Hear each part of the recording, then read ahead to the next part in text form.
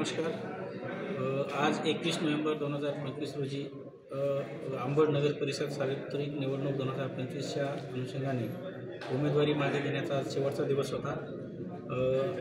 आज जवळपास 36 सदस्यांकरता उमेदवारी अर्ज मागे घेण्यात आलेला आहे।